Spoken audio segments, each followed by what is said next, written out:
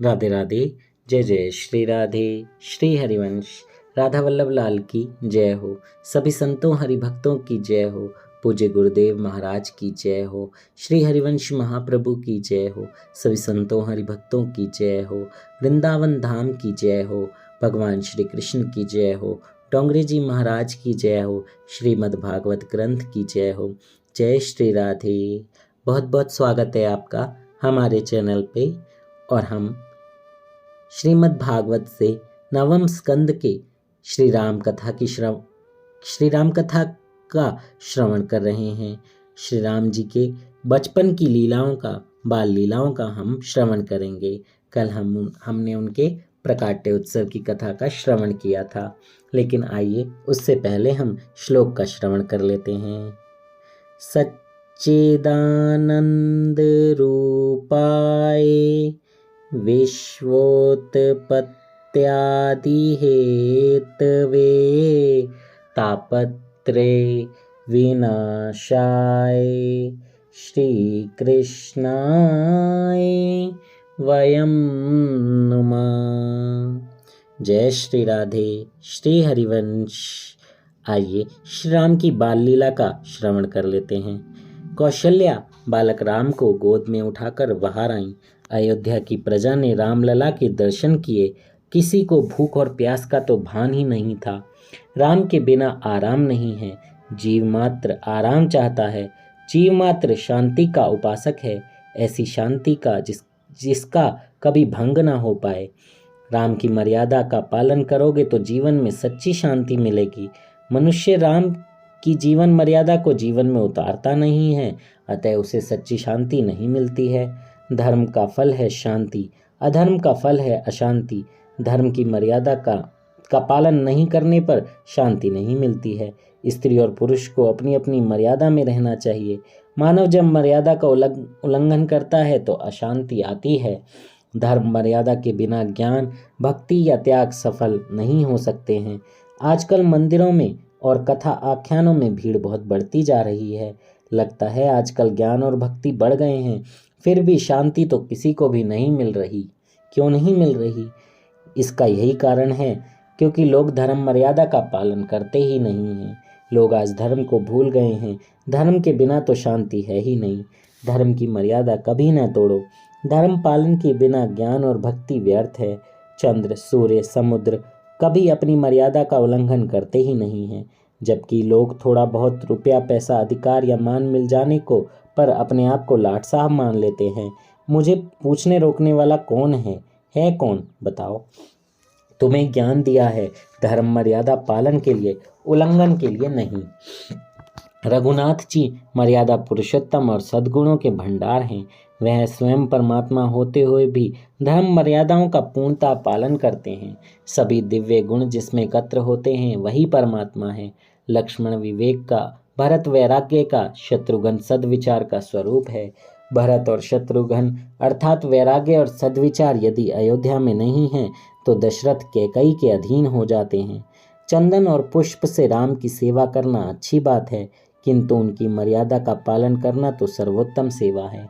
उनकी मर्यादा का पालन नहीं करोगे तो संभव है कि वे तुम्हारी प्रार्थना नहीं सुनेंगे। भगवान की आज्ञाओं का पालन करना ही उनकी सर्वोत्तम सेवा है। ऐसा न करने पर ईश्वर कहते हैं कि मेरा कहा तो मानता नहीं है तो तेरी सेवा मुझे स्वीकार्य नहीं है। श्री राम का जीवन तो ऐसा पवित्र है कि उनके स्मरण मात्र से हम पवित्र हो जाते हैं। वर्तन यदि रावण सा है और जप राम के नाम का है तो नाम जप का फल कभी नहीं मिलता। राम जैसा वर्तन होगा और राम नाम का जाप होगा तभी कुंड में से अमृत झड़ेगा। राम के एक एक गुण को अपने जीवन में उतारने का प्रयत्न ही उनकी सर्वोत्तम सेवा है।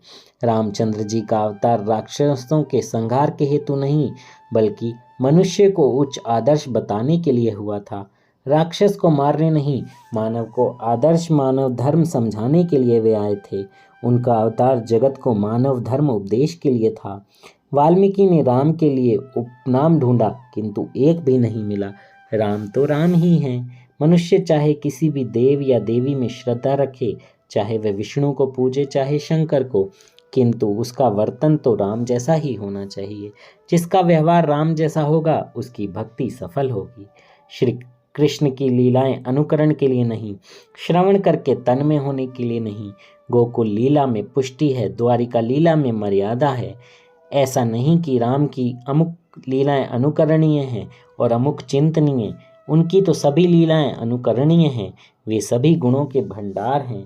वे प्रत्येक स्त्री को मातृभाव से देखते थे, किसी भी स्त्री को वे काम भाव से नहीं देखते थे।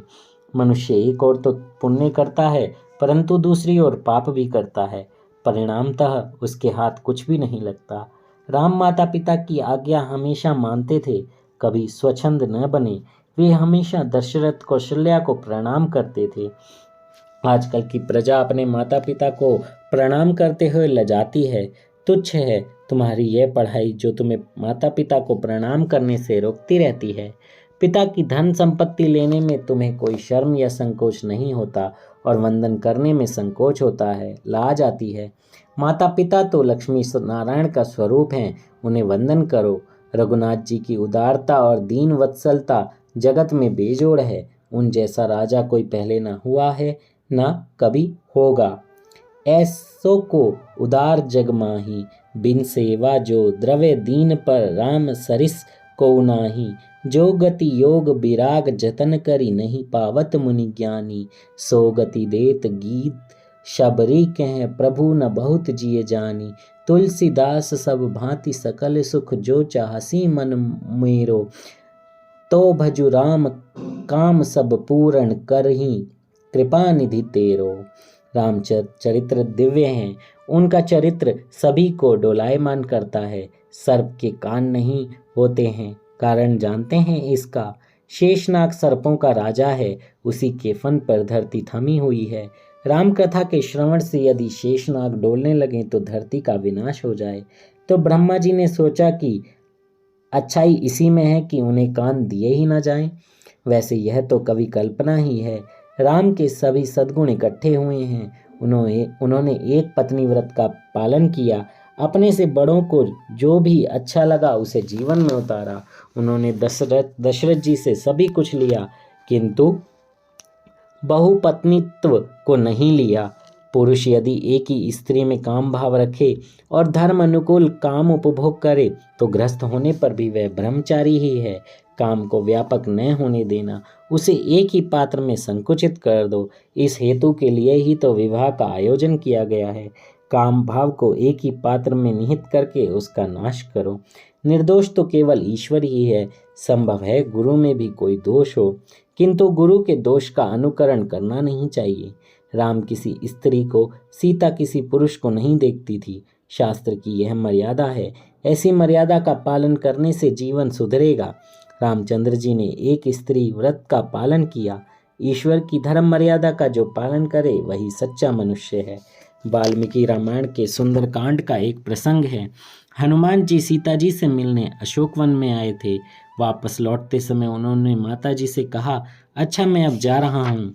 सीता जी ने कहा, ठीक ही हुआ कि तू मुझसे मिलने आया। तेरे जाने के बाद ये राक्षसियाँ मुझे सताएंगी। हनुमान जी, यदि आप आज्ञा दे तो मैं आपको अपने कंधे पर बिठाकर इसी समय राम जी के पास ले चलूं। मैं रामदूत हूँ, मुझे कोई नहीं मार सकता। सीता जी ने कहा, नहीं, ऐसा नहीं हो सकता। तू मेरा पुत्र सा है, बाल ब्रह्मचारी है, पवित्र है, फिर भी तू पुरुष है और मैं स्त्री। मेरे लिए किसी भी पराये पुरुष का स्पर्श वज्र है। पर पुरुष के स्पर्श से सती नारी के पातिव्रत्य का भंग होता है। जगत को स्त्री धर्म का आदर्श बतलाने के लिए ही मेरा जन्म हुआ है। मैं तेरे कंधे पर बैठ जाऊं तो लोग क्या कहेंगे? रघुनाथ जी मेरे सिवा किसी अन्य स्त्री का स्पर्श भी नहीं करते हैं। मैंने भी उनके सिवा किसी अन्य पुरुष के चरण तक का स्पर्श नहीं किया है। मन से भी किसी का स्पर्श न करो। स्त्री को चाहिए कि पति के सिवा किसी साधु संत के चरण का स्पर्श ना करें, उनको दूर से ही प्रणाम करें। बेटा, तू ब्रह्मचारी है, फिर मैं तेरा स्पर्श करूं तो धर्म की मर्यादा टूटती है। सीता जी जगत को आदर्श स्त्रीत्व दिखाती हैं, इसी हेतु ही वे प्रकट हुई हैं। राम सरल हैं, किंतु सीता जी की सरलता अलौकिक है। राम की मातृ पितृ भक्ति अलौकिक है, बंधु प्रेम भी दिव्य है। बड़ों का दिल कभी न दुखाना। कैकई ने राम को वनवास दिया तो उन्होंने प्रणाम करके कहा, माताजी, मेरा भाई भरत यदि राजा बनने वाला हो तो मैं 14 वर्ष क्या आजीवन वनवासी रहने के लिए तैयार हूँ। यह तो तुम्हारा मेरी ओर ही पक्षपात है। भरत की अपेक्षा मुझ पर तुम्हारा प्रेम अधिक ही है। मुझे ऋषि मुनियों के सत्संग का लाभ मिले, इस हेतु से ही तुमने मुझे यह वनवास दिया है। मेरे कल्याण के कारण ही तुम मुझे आज वन भेज रही हो। राम कथा तो सागर जैसी है। शिव जी ने 1 करोड़ श्लोक में यह कथा वर्णित की है। राम के सभी गुण जीवन में उतारो। राजा राम की प्रत्येक मर्यादा को जीवन में उतारोगे तो रामनवमी का उत्सव परिपूर्ण होगा, सफल होगा। शिव जी हर रोज उमा को इस राम कथा का रसपान कराते थे। हनुमान जी भी हर रोज सुनते थे। इस राम कथा का एक एक श्लोक पापों का नाश करता है। एक बार देव, ऋषि और मनुष्य शिव जी के पास रामायण मांगने आए। रामायण के 1 करोड़ श्लोक हैं। शिव जी ने तीनों को बराबर बराबर बांटा तो 1 श्लोक शेष रह गया। देव, ऋषि और मनुष्य इस बचे हुए श्लोक के लिए झगड़ने लगे। शिव जी को तो लड़ाई झगड़ा पसंद नहीं है। जहाँ युद्ध, वैर, स्वार्थ, वासना और विषमता नहीं है, वही स्थान अयोध्या है। राम भी वहीं अवतरित होते हैं। जब कैकई के मन में विषमता, स्वार्थ, वासना जमनी की राम ने अयोध्या का त्याग किया। विषमता, लड़ाई झगड़ा हुआ नहीं कि अयोध्या राम छोड़ देते हैं। शिव जी की सभा में तो बैल और सिंह, चूहा और सर्प, मोर और सर्प भी अपना अपना जन्मजात वैर भूलकर एक साथ बैठते हैं। गरुड़ और सर्प भी अपना वैर भूलकर विष्णु भगवान के सामने शांत हो बैठ जाते हैं। वैर को भूल जाओ।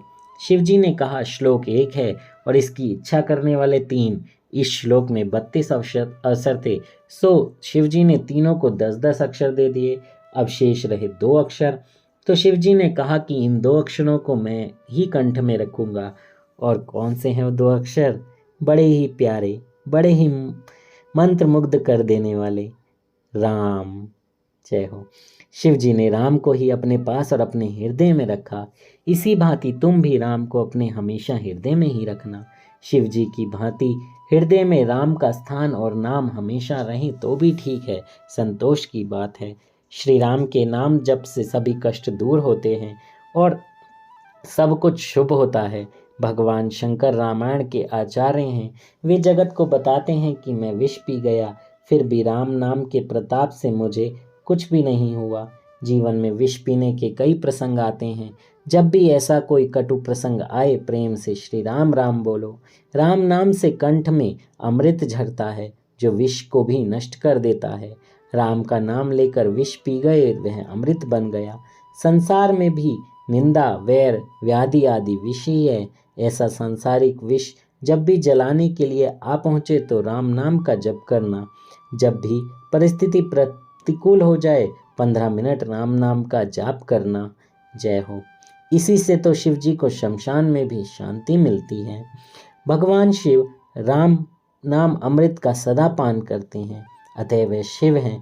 कहते हैं कि राम की कथा तो मैं करता हूँ, फिर भी मैं यह नहीं जानता वे कैसे हैं। शिव जी की यह विनयशीलता है, जो जानकर भी अज्ञानी बना रहे और जप करता रहे वही कुछ न कुछ जानता है। अयोध्या में रघुनाथ जी का प्राकट्य हुआ। लक्ष्मण, भरत, शत्रुघ्न का भी जन्म हुआ। चारों ओर कौशल्या के आंगन में चारों बालक कौशल्या के आंगन में चारों ओर खेलने लगे, दिनों दिन बड़े होने लगे। रामचंद्र जी तो खेल कूद में अपने छोटे भाइयों को सताते भी नहीं थे। वे जीत हमेशा छोटे भाइयों को ही देते थे। वे मानते थे कि मेरे छोटे भाइयों की जीत ही मेरी जीत है। यदि उनकी हार होगी तो उन्हें दुख होगा, सो स्वयं हार स्वीकार कर लेते हैं। भरत की आंखों में आंसू उनसे देखे नहीं जाते। आज तो लोग एक और रामायण पढ़ते हैं, राम नाम का जाप भी करते हैं, दूसरी ओर धन संपत्ति के लिए भाइयों के साथ कोर्ट में लड़ते भी हैं। यदि बड़ा भाई राम बनेगा तो छोटे भाई भरत लक्ष्मण जैसे होंगे। यदि बड़ा भाई राम जैसा बने और छोटा भाई भरत जैसा, तो सारा जगत आज भी अयोध्या बन सकता है और राम राज्य स्थापित हो सकता है। भरत को राज्य मिला, फिर भी उसने त्याग दिया। बड़े भाई अयोध्या में नहीं थे, सो स्वयं महल में न रहकर नंदीग्राम में पर्णकुटी बनाकर भी तपश्चर्या करने लगे। भरत जी की तपश्चर्या की जगत के सभी महापुरुषों ने भूरी भूरी प्रशंसा की है। भारत भूमि तो कर्म भूमि है। इस कर्म भूमि में जैसा काम करोगे वैसा ही फल पाओगे। जैसा भाव अन्य के लिए तुम रखोगे वैसा ही भाव उसके मन में तुम्हारे लिए होगा। अभिमान मूर्खों को नहीं सताता, किंतु जिसे जगत मान कीर्ति देता है उसे ही सताता है। मान के बिल्कुल पीछे ही अभिमान भी खड़ा रहता है। विष्णु सहस्त्र नामावली में भगवान को अमादि मानदह कहा गया है। भगवान मान के दाता हैं। भरत केकई को कहती है कि राम बड़े होते हुए भी उसे मान देते हैं। राम ने बाल लीला में भी मर्यादा भंग नहीं की थी। जो अपने भाई में प्रभु का दर्शन नहीं कर पाता उसे जगत में ईश्वर कहीं नहीं दिखेंगे। राम ने माता को कभी नहीं सताया था। कन्हैया ने सोचा कि राम अवतार में मैंने मर्यादा का अतिशय पालन किया, सो मुझे बहुत दुखी होना पड़ा। अब कृष्ण अवतार करके मैं मर्यादा का पालन नहीं करूँगा। कन्हैया माता को सताता है। माता मुझे छोड़कर कहीं नहीं जाना, तुम कामकाज छोड़ दे, मुझी से खेला कर। यशोदा अर्थात बुद्धि ईश्वर से दूर हो जाए तो उन्हें दुख होता है। सो कन्हैया माता से कहता है मुझे गोदी में बिठाए रहे, मुझे छोड़कर नहीं जाना। यशोदा बुद्धि को वे अपने साथ ही रखना चाहते हैं। रामचंद्र जी का अवतार मर्यादा पुरुषोत्तम का है। कृष्ण जी का अवतार पुष्टि पुरुषोत्तम का है। राम की लीला में मर्यादा है और कृष्ण की लीला में प्रेम है। कन्हैया कहते हैं मैंने राम अवतार में मर्यादा का पूरा पालन किया। मैं सरल भी बहुत रहा, एक पत्नी व्रत निभाया, फिर भी जगत ने मेरी कदर नहीं जानी। सो मैंने इस कृष्ण अवतार में सारी मर्यादा फेंक दी। अब मैं पुष्टि पुरुषोत्तम हूँ। जो भी जीव मेरे निकट आए मैं उसे अपनाऊंगा। कृष्ण अवतार में सभी के लिए द्वार खुले हैं, जो चाहे सो आ सकता है। कन्हैया की वाणी को कोई बांध नहीं सकता। एक एक गोपी को उन्होंने बांध लिया। वे सब कृष्ण से प्रार्थना करती हैं कि हमें छोड़ दो, तो कन्हैया कहता है कि मुझे तो मेरी माँ ने बांधना ही सिखाया है, छोड़ना तो सिखाया ही नहीं। मैं जाता हूँ।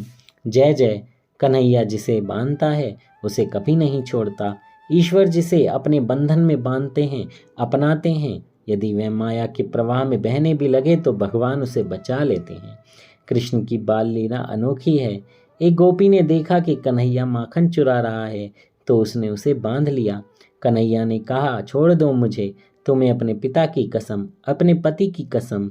गोपी ने कहा नहीं, मैं तो बांधूंगी ही, और उसने खंबे में बांध दिया। गोपी ने लाला से पूछा तुझे कोई तकलीफ तो नहीं है ना? कन्हैया रोने का अभिनय करने लगा। बड़ी तकलीफ हो रही है, बंधन थोड़ा सा खोल दो। गोपी ने सोचा कि जकड़ कर बांधना ठीक नहीं है, लाला को दुख होगा। उसने बंधन कुछ ढीला किया। जैसे ही ढीला किया बस कन्हैया तो भाग निकले। गोपी कहती है कि 2 संतानों की माता होते हुए भी मुझे बांधना नहीं आया। श्री कृष्ण गोपी को बांधते हैं। श्री कृष्ण का मन से स्पर्श करने पर हृदय द्रवित होता है, तो प्रत्यक्ष श्रीअंग स्पर्श से कितना अधिक आनंद आता होगा। गोपी का ब्रह्म संबंध हुआ। उसने कन्हैया से कहा मुझे छोड़ दो, तो कन्हैया ने कहा कि छोड़ना तो मैं जानता ही नहीं हूँ। परमात्मा जिसे बांधते हैं उसे कभी नहीं छोड़ते, वह उस जीव को अपने पास ही रखते हैं। ईश्वर किसी को शीघ्रता से अपनाते नहीं हैं, और जिसे एक बार अपना लेते हैं फिर उसका कभी त्याग नहीं करते। जीव स्वार्थी है, वह अपनाने के बाद भी छोड़ देता है। स्वार्थ की समाप्ति के साथ साथ संबंध भी समाप्त करता है, जबकि ईश्वर तो संबंध को सदा बनाए रखते हैं। दिल कहता है कि कन्हैया जब तुम्हारा प्रकाट्य हो मुझे गोपी बनाना। प्रेम मांगना नहीं, देना चाहिए। सर्वेश्वर को वही पसंद आता है जो सभी से प्रेम करता है। विकार, वासना, स्वार्थ आया नहीं कि प्रेम खंडित हो गया। दूसरों को सुखी करने की भावना करने वाला कभी दुखी नहीं होता। कृष्ण लीला में प्रेम शुद्ध है, राम जी की लीला में विशुद्ध मर्यादा है। कृष्ण को वही समझ सकता है जो राम जी की मर्यादा का पालन करता है। लाला कभी सीधा खड़ा नहीं रहता, वह बांका बिहारी है। वह बांके के साथ बांका है, वह योगी के साथ योगी, भोगी और बालक और सन्यासी के साथ सन्यासी। श्री कृष्ण ने कहा था कि जगत मिथ्या है। स्वर्ण की द्वारिका भी डूब गई, जिसकी लंगोटी तक छूट गई है। जैसे विरक्त सुखदेव जी जैसे महात्मा भी श्री कृष्ण प्रेम में पागल हो जाते हैं। श्री कृष्ण की बाल लीला ऐसी दिव्य है। सुखदेव जी जैसे भी उसका वर्णन करते हुए आंसू से भीग जाते हैं। महायोगी हंसते ही नहीं हैं, सो उनके लिए रोने का प्रसंग ही नहीं आता। श्री कृष्ण भोगी नहीं योगी हैं। भक्ति में दुराग्रह न रखो। राम जी कुछ कम है ऐसा कभी नहीं मानना। कृष्ण और राम दोनों अवतार परिपूर्ण हैं। श्री कृष्ण पुष्टि प्रेम का आनंद देते हैं। रामचंद्र जी की बाल लीला का वर्णन अधिक नहीं है। वे वशिष्ठ के आश्रम में पढ़ने के लिए गए। संसार माया है। इस संसार में आने पर तो भगवान को भी गुरु की आवश्यकता रहती है। किसी सद्गुरु के अनुग्रह के बिना मन सदा के लिए पवित्र नहीं हो पाता। संसार में आने पर भगवान को अपने स्वरूप का विस्मरण होता है और गुरु की आवश्यकता होती है। श्री राम है तो परमात्मा, उन्हें माया का स्पर्श तक नहीं हो सकता। फिर भी जगत को आदर्श दिखाने हेतु वे गुरु के पास विद्या अभ्यास के लिए गए। गुरु की सेवा भी की, विद्या अभ्यास समाप्त किया। श्री राम 16 वर्ष की अवस्था में यात्रा करने गए। यात्रा करने से उन्हें वैराग्य आ गया। इस वैराग्य को दूर करने के लिए वशिष्ठ जी ने योग वासिष्ठ महारामायण में उपदेश दिया है। इसका प्रथम प्रकरण वैराग्य से संबंधित है। यह प्रकरण सभी को पढ़ना चाहिए। इसमें वशिष्ठ जी कहते हैं वैराग्य को अंदर ही रखना। प्रारब्ध तो भुगतना ही चाहिए, किंतु नया प्रारब्ध उत्पन्न ना हो जाए यह भी देखना चाहिए। वन में संसार साथ साथ घर आएगा, बाधक नहीं है, किंतु घर की वस्तुओं की आसक्ति बाधक है। राम, यदि तुम राजप्रसाद का त्याग करोगे तो कुटीर की आवश्यकता उपस्थित होगी। सुंदर वस्त्र छोड़ दोगे तो लंगोटी की जरूरत होगी। अच्छा भोजन छोड़ दोगे तो कंदमूल तो खाने ही पड़ेंगे। अतः राज्य का त्याग करने की कोई आवश्यकता नहीं है। छोड़ना है तो काम क्रोध लोभ मोह मत्सर वासना आदि को छोड़ो। वैराग्य अंदर का होना चाहिए, जगत को दिखाने के लिए नहीं। साधु बनने की नहीं, सरल होने की आवश्यकता है। भजन के लिए भोजन है ऐसा मानो तो भोजन साधन है। केवल भोजन के लिए भोजन बाधक है। सुखी होना है तो बोलो, जो होगा सो चलेगा, पसंद आएगा। प्रभु मुझे जिस स्थिति में रखोगे उसी में रहूँगा। थाली में जो भी मिलेगा खा लूँगा। जय हो। जय श्री राधे। श्री हरिवंश राधा वल्लभ लाल की जय हो। सभी संतों हरिभक्तों की जय हो। मुझसे बोलने में कोई त्रुटि हुई हो तो माफ़ कर दीजिएगा। अब कल हम श्रवण करेंगे कि कैसे यज्ञ रक्षक के हेतु विश्वामित्र जी के साथ भगवान राम गए, और भी बहुत सारी लीलाओं का श्रवण करेंगे। कैसे वो वहाँ गए जहाँ पर उन्होंने धनुष तोड़ा, सीता जी का स्वयंवर हुआ। ये सब कथाएं हम अब आगे श्रवण करेंगे। बहुत आनंद आने वाला है, आप ध्यान से सुनिएगा। जय जय श्री राधे। श्री हरिवंश।